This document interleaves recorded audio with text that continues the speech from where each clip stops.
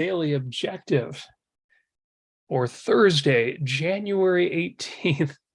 And this week, oh, dear heart, the great, the wonderful Greta Thunberg, or Thunberg, I should pronounce that right. Greta Thunberg was arrested. Oh no. Okay, Greta Thunberg was arrested this week by German police while participating in a protest against the demolishing of a town for a coal mine expansion. Well, Greta Thunberg, I know, doesn't mind being carried away by police if that's what it takes to stop those evil coal miners. The Swedish climate activist addressed the crowd of around 6,000 protesters. Man, I've seen Greta Thunberg. How is she getting more views than we are? We got to work on that. Who marched toward Lutzrath on Saturday, calling for the expansion of the mine. She called it a betrayal of present and future generations. Well, what the hell is going on here? We got to talk about this. I've got to talk to James Valiant. James, how are you doing this morning? I'm doing great. Yeah, wow. Greta's back in the news. Yeah. Germany, green Germany. She says Germany is one of the biggest polluters in the world and needs to be held accountable. Germany certainly has one of the largest economies in the world, but it is facing, like the rest of the world, and here of course, those of us who follow the work of someone like Alex Epstein know the vital connection between fossil fuels and human life here. And yes, thank you. The moral case for fossil fuels, and indeed all of the work of Alex Epstein, I want to put 5-star recommendation on to give counterbalance here. But on the other hand, Greta has, of course, been raised. Well, when I was in grammar school, and this was way back in, circa 1970, I was being told in grammar school that human beings were destroying the planet. And that was more than 50 years ago. They put us in we had the fear of God put into us that the planet was on the verge of destruction. Now, of course, that was more than 50 years later. Not much has changed, frankly, over this last 50 years. Yes. But Greta is now 20 years old. A group of thousands apparently lined up to this pit. There's this town that's been evacuated in Germany. And of course, now that the oil pipeline with Russia, of all places, has been disrupted, Germany needs to find new sources for energy. And so they're getting into coal, of all things.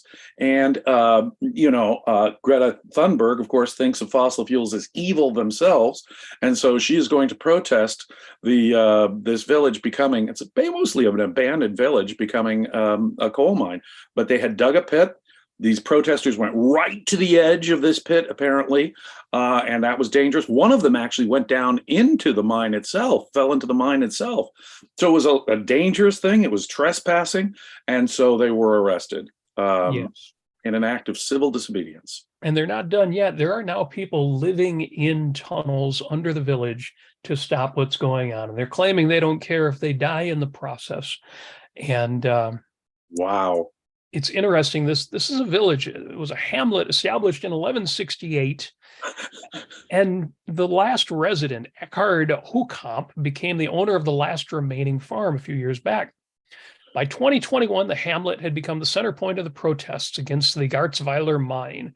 People had been resettled from the village since 2000. They've been emptying this village out since 2005. Right. The state government had planned to demolish the village by the end of 2022, but the farm owner, Hukamp, lodged a legal complaint. The court in Aachen found in favor of RWE. This is the mining company. So Hukamp went to a higher court and promised to wait for the decision in March of 2022. So less than a year ago, the court ruled RWE could proceed with the mining and was entitled to demolish the village. So Hukamp left his farm. Now, have we heard any of these protesters say anything about, well, the farm owner's rights? Eminent domain is wrong. No, that's not what we're hearing. That's not what I could almost sympathize with that. Right. At least there'd be a moral basis for that. But it was a mostly abandoned area, and everyone had been on notice that the government was demolishing this village, and they had been demolishing this village. And Yeah, it's sitting on coal. It's, Yes. and unfortunately, most of the Western countries, and I include the United States of America in this, eminent domain the government would be the controlling factor as to whether or not you could mine at all in that area. So unfortunately, the government plays a role even in so-called capitalist or free market societies like Germany and the United States. Yes. And it's worth pointing out that in Germany, the Green Party was on the side of emptying the village. The Green Party says, here I'll quote from the news story, says the deal fulfills several of the environmentalists' demands and saved 5 other villages. Environmentalists rejected this. They say bulldozing the village to expand the mine would result in vast amounts of greenhouse gas emissions, which will make it impossible for Germany to meet its commitments under the 2015 Paris Agreement. But in fact, the agreement to save those 5 villages is also in accordance with meeting their goal to end coal emissions by 2030. The Green Party signed on for this. The Green Party had wanted this to happen, and the environmentalists, the 6,000 protesters are saying that's not enough. The Green Party wins everything it asked for. No, that's not enough. Not enough. We have to eliminate coal mining for sure. Ultimately, all fossil fuels, don't we? Don't we? Aren't they evil? Aren't they destroying the planet? Isn't this human activity of generating energy just a fundamentally anti-planet thing? And don't human needs need to be subordinated to the needs of nature? Or looking at it from Greta's standpoint, aren't we destroying the world from her standpoint? Isn't the older generation having ruined her life and her planet? I suppose that's how she looks at it. You would think so. And it speaks to their motives. You mentioned when you were young, and it was back when it was still called the ecology movement. Yes. And they were telling us, yeah, we're destroying the world with pollution or nuclear emissions or whatever the issue of the day was. We all remember the crying Indian as the station wagon drives down the freeway and throws its fast food wrapper at his feet, and he cries about, we're destroying the planet because your Big Mac wrapper is on the side of the freeway. This has been an issue, you're right, since we were kids, and that wasn't recent. I have to bring up an irony here that just is, I cannot pass by this issue without noting the irony.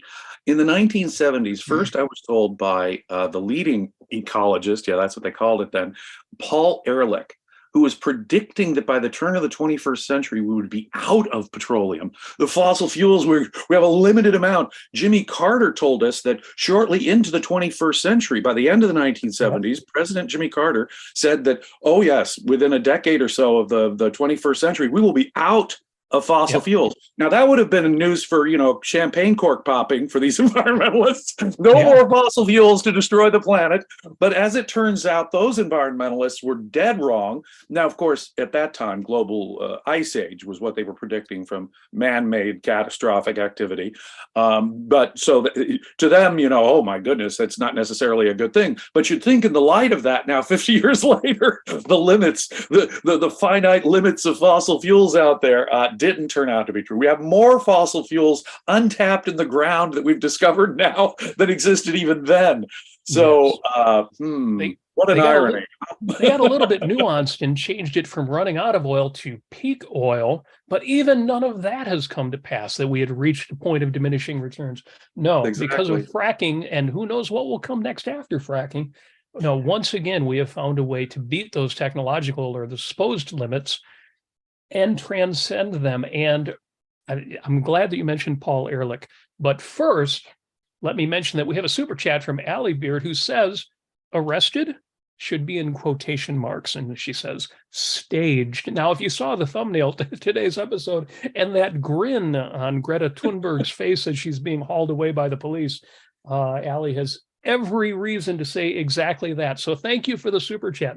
Folks, bring on the super chats, bring on your comments, your questions, throw a few dollars, a few pounds, a few, whatever your preferred currency is to support the Ayn Rand Center UK. If you're not already a member, there is a link right at the top of the chat there. Or you can go to aynrandcenter.co.uk and sign in. Yeah, do. Thank you very much for that super chat. Really, it is. And obviously it was staged. Obviously, it was for attention. Obviously, it was for the media cameras.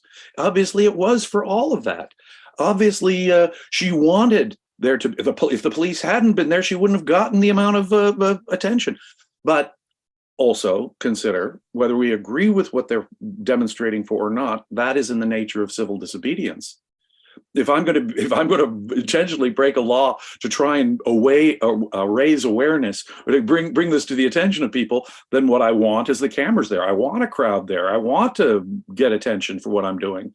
Yes. So in a sense, every act of, whether it's Martin Luther King engaged in civil disobedience, about Jim Crow in the South, or something that I might, as objectivists, we'd agree with, and depending on the context, we might even join in on, versus, say, a protest like Greta Thunberg's, which clearly we would not join in. She's got very bad ideas. She's anti-life.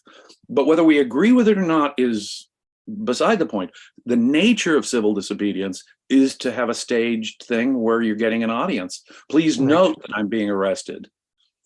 Yeah, it's like a good debate. You're not really debating, you're playing to the crowd. You're playing to the crowd. And that's exactly, at 19, she's figured out how to do that very well. And arrest was the other thing that was put in quotes. Yeah, she was detained and she's going to be released. The news story said she'll be released within a day. Yeah, and I'm sure this is not going to destroy her life. Everyone knows her, quote, idealistic motives in doing this. And she's, only 20 still at this point. And there was no violence, and they were able to remove these people, although it was a dangerous situation and surely trespassing, illegal trespassing. All they had to do was move them away from the location. Yeah, and there are other news stories about more dangerous protests going on than this. It's actually much worse than the Greta Thunberg aspects of it, but I'm glad you mentioned Paul Ehrlich, because it makes the point. This has been going on now since as far back as I can remember. I was looking at a copy of Rational Readings on Environmental Concerns. James, you might remember this book came out quite some time ago. And there are essays in here by Julian Simon, who proved Paul Ehrlich wrong time and time and time again about the idea that our resources are going to run out, or that we're going to destroy the planet, we're going to make the world inhospitable to human life. Every time Ehrlich has been proved wrong, he has doubled down. He has never said, oh, I was wrong. It just is never going to happen. How many times did these environmentalists just get it wrong, and their credibility is never questioned?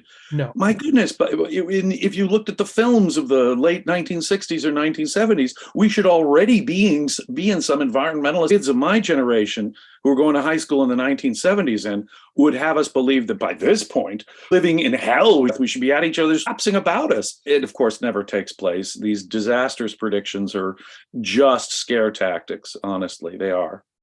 Now, if somebody young comes along and says, well, I know they predicted this time they're right, that would be one thing. But we've got people, people our age who are still making these claims, making these mistakes.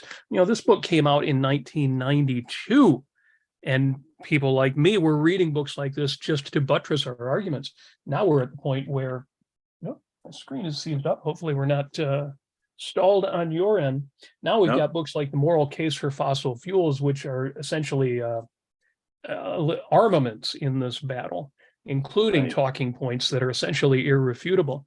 So it's one thing for somebody younger like Greta Thunberg to think that we're destroying the planet, but these people don't grow out of it. They just keep going with the same nonsense. No, in the 1970s, industrial man-made chemicals were causing a cancer epidemic. Yes. And of course, that turned out to be totally false.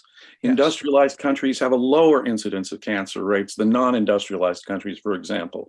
Apart from things like smoking, which you could clearly identify are connected, at least in some way, to increased cancer rates. Cancer incidence rates have actually been declining through the industrialized period. So we had to explode that myth that we were all dying of cancer because of industrialized man-made chemicals. Myth after myth after myth gets exploded. But do these people, pick up, close up their tent and go home? Never. They double down. It's a religion. It It has nothing to do with the facts. It really doesn't. And if you have contrary facts, like Alex Epstein, they will personally denounce you and attack you, like poor Alex has had to go through recently. So, yes, we have a super chat from Iron Meerkat, who brings us 25 Polish zloty and says, CO2 emissions are indeed a threat to civilization. If Greta supported nuclearizing the power grid, I'd be on her side, but she is not pro-civilization. Yes, if you really believe CO2 emissions are a threat to civilization, and that's, you can believe that or not, but if you believed that, and as Alex has pointed out, then you would be pro-nuclear. The cleanest and most efficient energy of all. Well, and that's the other thing. You'd prefer for example, you'd say, okay, coal bad, although they do have amazing clean coal technology now. You'd say natural gas better. They don't.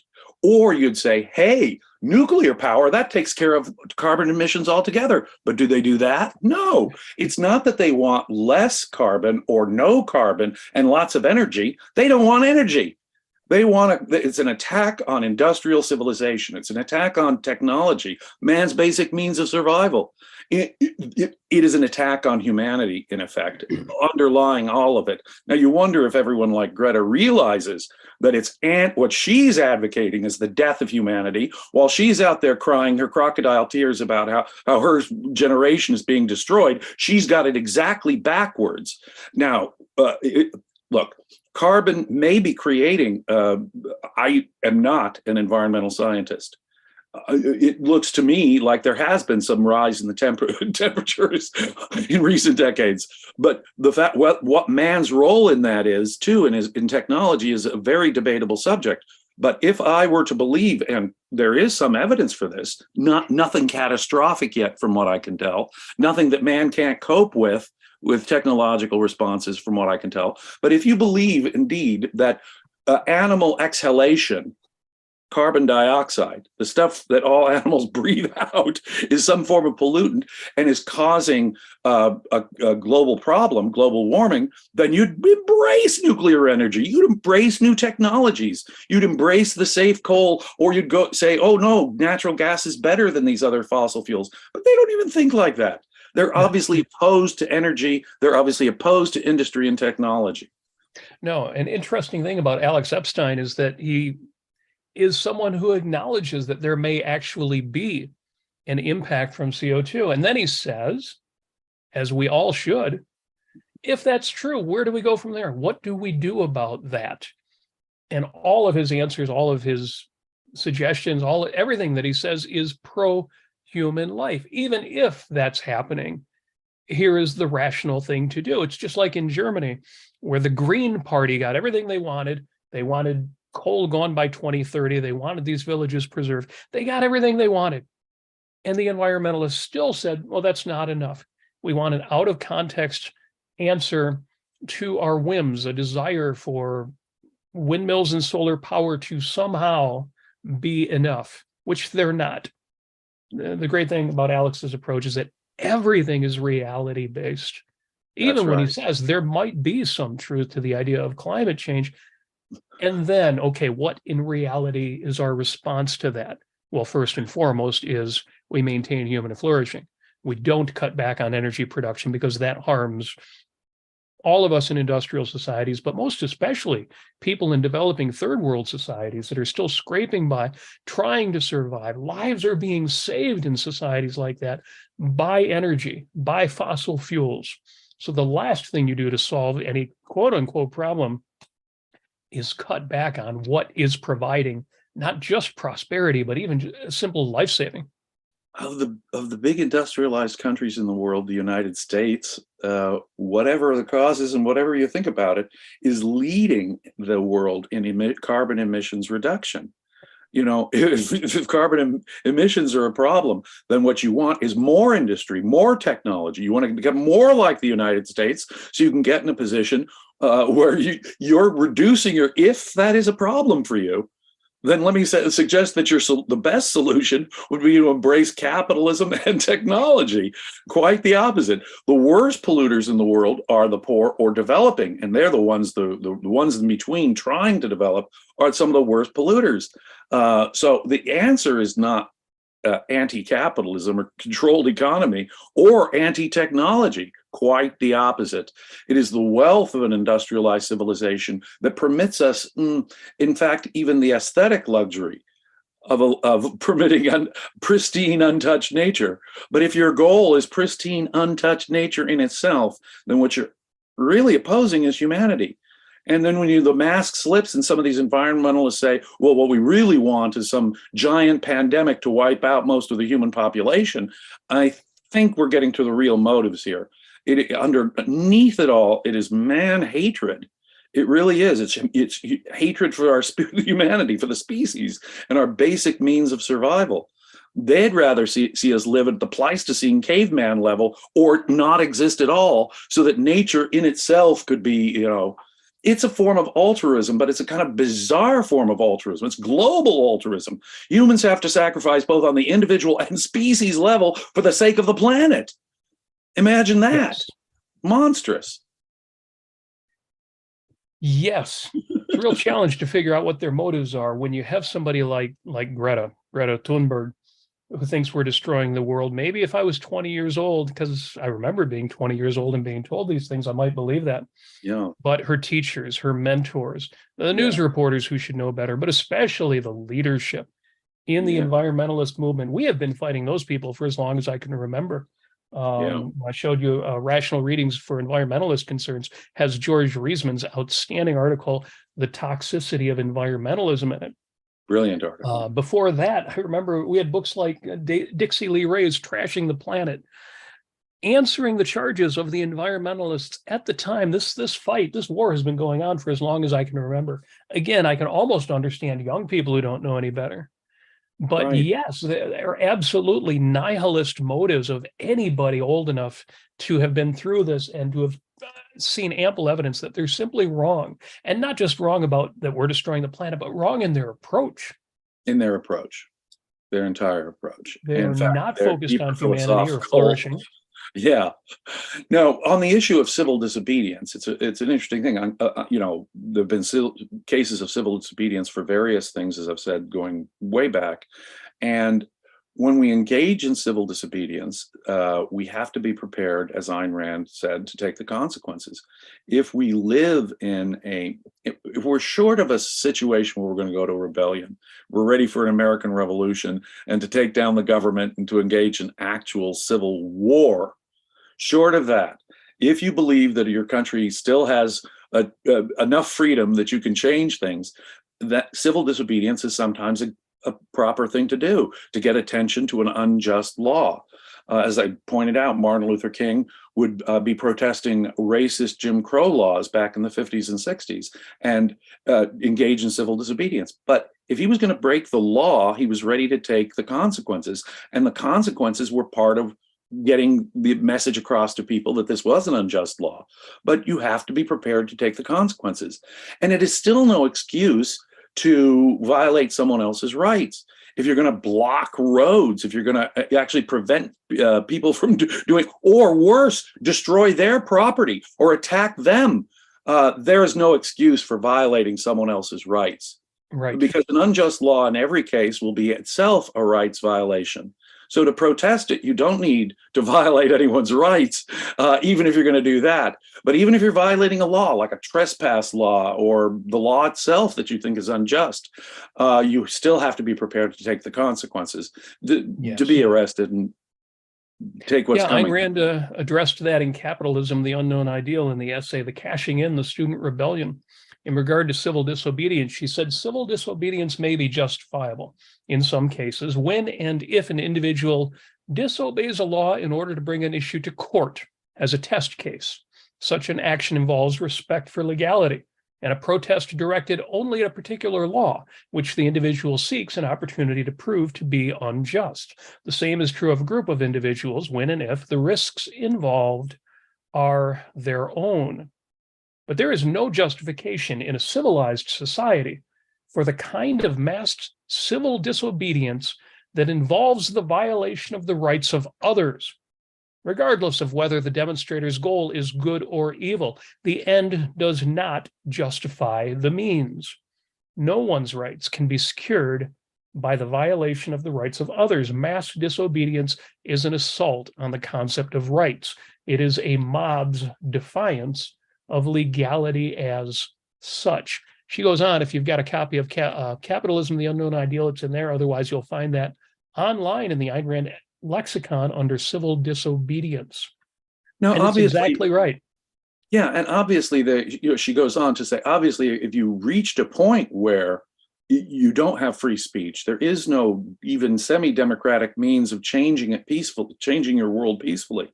If the peaceful means of changing your society have been taken from you by censorship or by any kind of ability to change your government, then we have to rebel. This is the time to, okay, give me liberty or give me death. Let's join a civil war against my country because it's become so oppressive.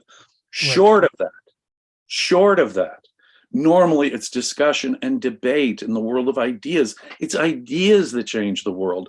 It's not going to be some silly, stunt you pull that's going to do it, really.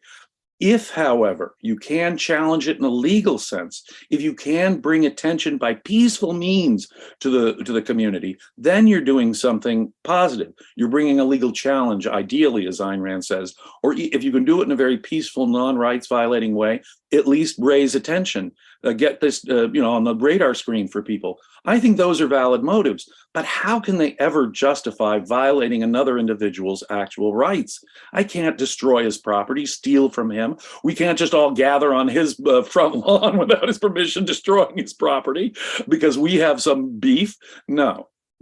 So long as it's peaceful, an intentional violation of the law or a protest of that law that doesn't violate other people's rights is sometimes the way to go. But I'll even say sometimes, because really it's debate, it's ideas, it's education. That's how we get our message across. It's with words and ideas, not by throwing a fit in public. Yes. And that really is the bottom line, because what unites these young protesters who really think they're trying to save the world, and these older ideologues who know better and are just at this point in favor of vicious anti-man ideas. The common denominator is ideas, and it remains a war of ideas. Whether it's the people in Lutzeroth who are trying to keep their village, or the people who are on university chairs sitting at their desk, the common denominator is this remains a battle of ideas. Incidentally, in the chat, our super chatter Mark Solkowski says, for 50 Swedish krona, does Greta want humanity to sacrifice for humanity or for the non-human? I don't know if she's would say, I don't care if every human is wiped out as long as the planet's okay or not. But does it really matter that she wants us to sacrifice humanity for humanity, or humanity? I guess it's a question of how nihilistic is it? I have to say that the way she phrases it in her testimony before legislatures in the United Nations is, my generation is being destroyed. My generation isn't going to have what my parents and grandparents had. So in that sense, she's saying it's us humans at this new generation. And so she's pitching it as a pro-human thing. And she's a young person. She's still only 20. Yeah. She's obviously the product of these educators who drilled it into her head that somehow humanity is at the brink of destruction because of humanity's own, irresponsibility. I think she's off in the apocalyptic conspiracy land with all this, but that's how she's been conditioned.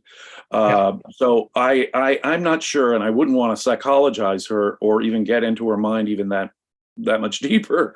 But the point is that it's her teachers, it's the people whose job it is to know better. It's these professors, it's these advocates, it's the people in academia and media.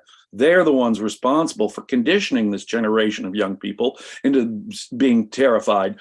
Some of them, I have no doubt, do want to see humanity wiped out to a large extent, at least. And some of them may be thinking, well, no, there's some kind of compromise. Compromise and pragmatism is the order of the day. What we need to do is compromise with nature. Man will have to give up a little of this, but we'll still be able to have some, comforts, and sort of like with altruism and unlivable ethics. You have to compromise. No one can be a consistent altruist, and unless you're willing to wipe out humanity, no one can be consistently against technology either, which is really their motive, right? So if she was consistent, if she thought it through, she should know better. And hopefully as she does mature, she will learn more. Maybe she should read Alex Epstein or even some Bjorn Lomborg or something, so that she gets a better perspective, that there are rational viewpoints out there and that maybe her religion isn't one that she can hold with such dogmatism. Right. And let's see if you would agree with this, because it's a great question that Mark asks. If she really is hardcore environmentalist, I don't even want people on the earth, it's one thing. But if she is using at least the veneer of self-assertion, no, I want the planet saved for myself and my generation, right? Then there's an in. Then there's something we can argue. We can say, well, okay, we want that too, but we're not destroying the planet. And here's why you should be in favor of technology. But that only works if we are fighting people like Greta Thunberg using ideas. If we're on the level of memes and editorial cartoons and mockery, we will lose to her claims of self-assertion. And that's why I keep coming back to, this is a battle of ideas. Exactly right. Exactly. If she was just a nihilist, we could mock her with cartoons. But if she really is trying to save the world for herself and her generation, for people, for real life on Earth, then we've got a way to address it. If she and her generation are her motive, right, then we'd actually be able to persuade her if she's open to reason. We'd actually be able to say, no, it's better off for you and your generation. It's better off for humanity in general and you in particular if you let technology flourish. If we get rid of fossil fuels in the draconian way you guys are talking about through government legislation, that's going to mean the death of millions of people. Now, if we can get through to her that idea, and if that really is her motive, then she'd change her mind as she thought it, right? That'll be the test. That'll be the test for Greta as she matures, won't it? Well, that, and even if we don't change her mind, as long as that's her premise, then in the court of public opinion, Alex Epstein's argument, our argument, that the environment we're saving the world for is ourselves, then we can win the argument. Because gosh, if I want to convince her, if there really is a threat to humanity, if there really is a threat to my life, I take it seriously. I'm all on board with that, Greta. Yes, but at its extremes, Enric Teller tells us with his super chat, he says, environmentalism is essentially mystical fear of offending the nature gods, back to primitive fear. And that's exactly right. I couldn't agree more with that. And that is it. It's a religion. It's not a full, I mean, I wouldn't insult the last 1,000 years of Catholic theology and philosophy, which is sophisticated and complex compared to this. But in all of its basic, essential, crude elements, environmentalism is just religion. It really is. It's based on methodologically, it's based on an anti-reason approach to things. It has this metaphysics of, fall from grace, the fall of man from grace, an apocalyptic future coming for us if we don't change.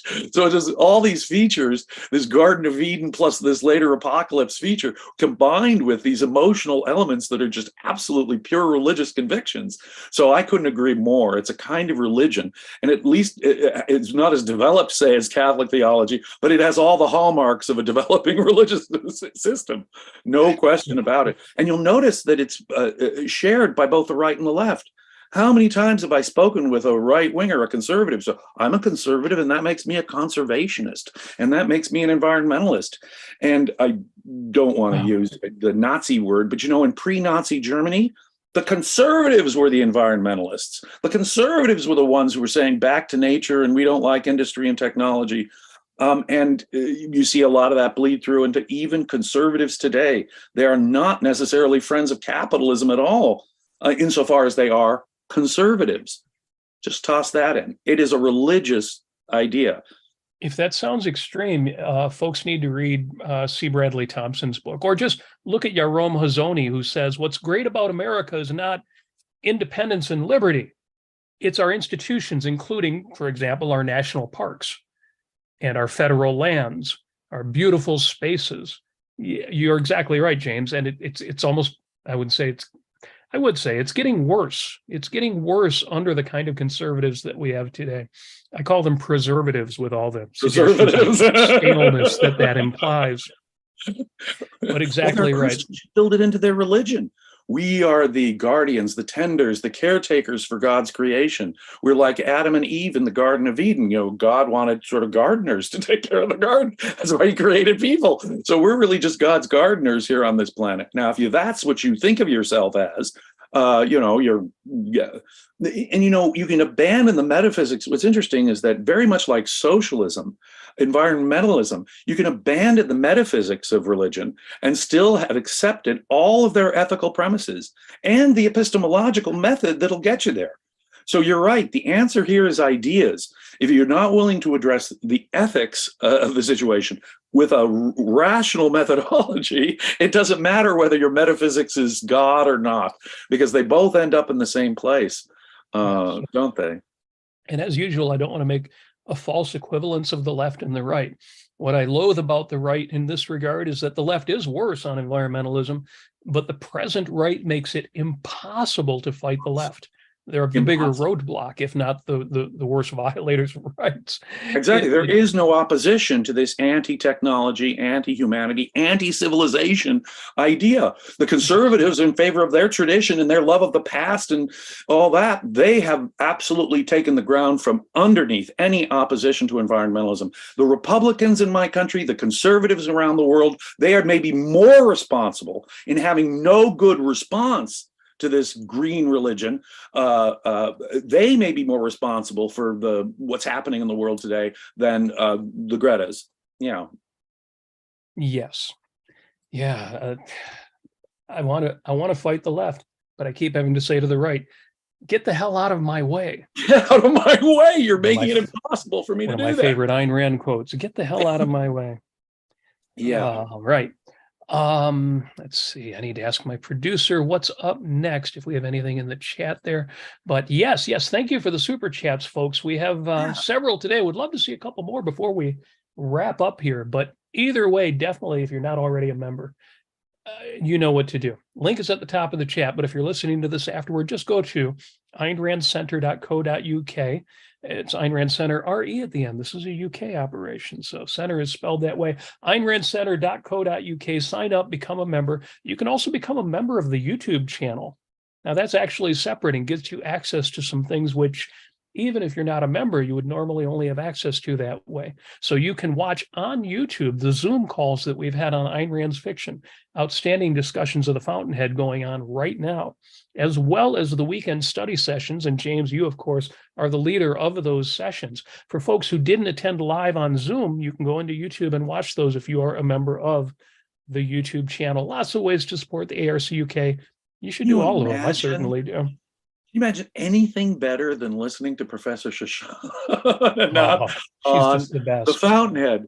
She has taught literature at the university level. She has an intimate understanding of Ayn Rand's thought, life, and work. Can you imagine a more exciting discussion? And for our Sunday discussions, we're going to be starting a whole new course shortly, not this Sunday, but the following Sunday, Objectivism, the State of the Art, with Leonard Peikoff. And you can participate and bring your own questions. But these things are only available if you are a paying subscriber to the Ayn Rand Center UK. And there are other perks, so do consider it if this material is of any interest to you. Yeah. Behind the scenes, there's opportunities to chat, and there's Discord servers, all sorts of good stuff. You mentioned Shoshana Milgram. What if I do an episode on some of my favorite objectivists? Shoshana Milgram is one of my favorites. She, of course, has been doing for years now, working on the biography of Ayn Rand.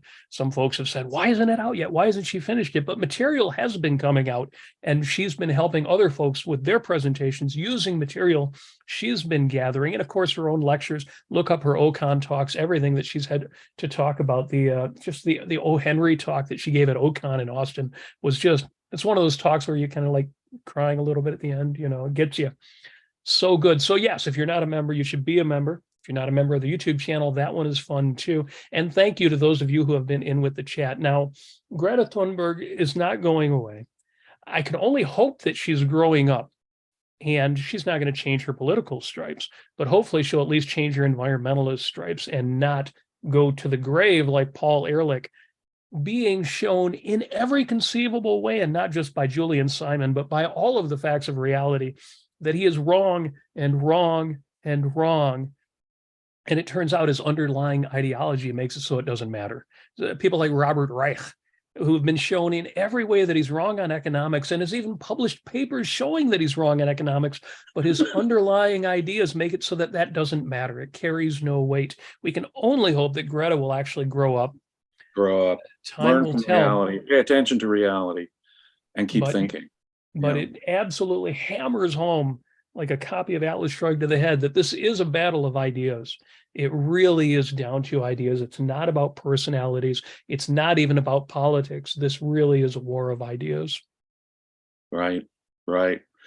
If I listen to another nature documentary, which will have about, how some endangered species out there that may or may not actually be endangered, and why we have to preserve every single species on the planet, I don't know.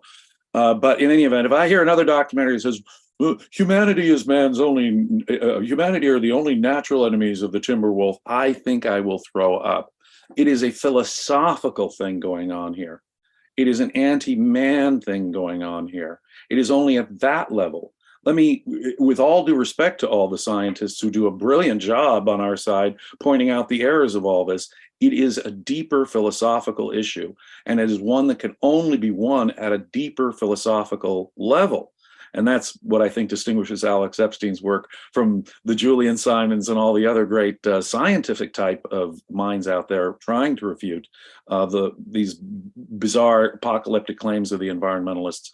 Alex actually defends it from a philosophical standpoint and shows the importance of these ideas and how we have to get to these ideas if we're going to undo the religion of the Greens. Yes, it really is about the facts and the ideas and not about the personalities. And it's why I am proud to be presenting from the Ayn Rand Center UK, from this channel, from outstanding co-hosts like yourself and other intellectuals on the channel. Of course, top tier intellectuals like Harry Binslanger and Jean Maroney and Shoshana Milgram. It is great to be part of it. And I'm looking forward to doing it again. Now, no other shows coming up this afternoon, but TDO, the Daily Objective, will be back tomorrow at this same time. You get content every day from the ARCUK. And these are the kind of ideas that I've said before, and I know this is controversial, but I've said before, people say, well, objectivism hasn't won yet, and Ayn Rand didn't win in her lifetime. I believe Ayn Rand has saved the world many times over. The impact that she has had on ideas and on politics, I think we would be in a much, much, much worse place without the enormous impact that she has had on intellectuals, countless intellectuals who agreed with her, but even more who didn't, but took ideas from her. I believe these ideas are already saving the world. I believe people like you, James, the things that we do are having our impact. And those who support us out there, I've got to give you all a big shout out. Thank you for that. Your comments in the chat, the things that you go out and say to your friends, to your peers, your coworkers, even out on the social networks. And I know I pick on social networking a bit, but it has its impact.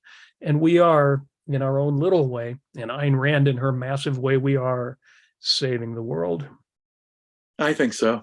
If there's any hope, we're doing it. I think things would be much worse if we weren't. Thank you for that. Thank you, everybody, for listening, for watching. Yes, Greta got arrested. Yes, it turns out she's already been released. Yes, it was all staged. It matters, though it doesn't matter too much if you've got the right ideas to fight it. Thank you for joining us. Thank you for watching The Daily Objective, and we will see you in 23 hours after this little break.